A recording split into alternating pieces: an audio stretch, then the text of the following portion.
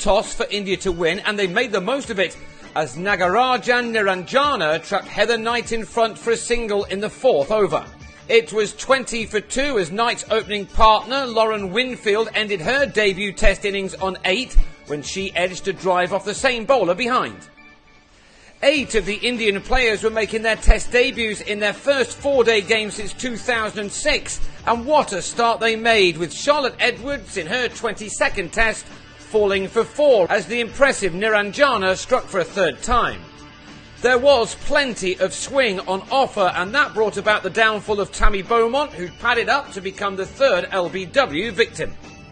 30 for 4 became 49 for 5 after 20 very tough overs, when Lydia Greenway was another to see the umpire's finger raised after being hit on the pads, as Niranjana's opening spell brought her 4 for 11 from 10 mostly unplayable overs. This was not what England would have been expecting against this inexperienced Indian side. The only one to really deal with the bowlers and the conditions was Sarah Taylor, who tried to make the most of the fact that the opening attack had to take a break. Taylor had made 30 out of a total of 78 when she was the 6th to fall, yet another leg before victim, as the visitors were rewarded for bowling straight. Doing just that was Subhlakshmi Sharma, who then bowled Natalie Siva after she'd become just the third to make it into double figures. Next ball, and Anya Shrubsole was also on her way back to the pavilion, another to be hit on the pads in front of her stumps as the umpires were kept busy by the accurate bowling. Debutante Sonia Adedra was the 7th LBW victim, a women's test match record, when she was trapped in front by Ekta Bisht for 1, a wicket which left England on 88 for 9. And 4 runs later they were all out inside 42 overs when Kate Cross was run out after some indecision about taking a second. With Niranjana taking 4 for 19 from 14.2 overs, England had been shocked to be dismissed for 92. The Indians must have been absolutely thrilled with their bowling performance, one few would have expected, and their openers now try to take full advantage.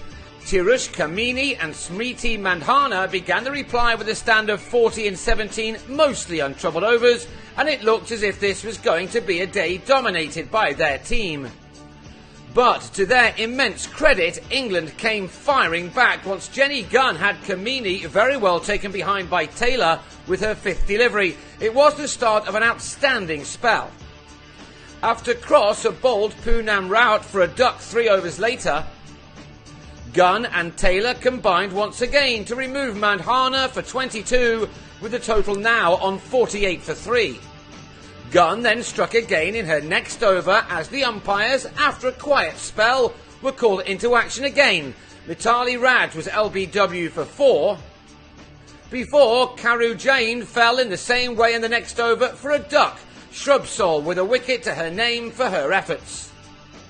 Gunn's amazing spell brought her figures of 4 for 7 from 7 overs at one stage, as the Notts player also trapped Harmanpreet Kaur in front for 9, as England claimed 6 wickets for 24 runs in a dozen overs. With 17 still to go, they may have even fancied batting again before stumps were drawn, but they were then held up by Niranjana and Julangaswamy, who saw out the remaining time in adding 23 in the next hour and a bit to just about make it India's day, although there is now little between these two teams.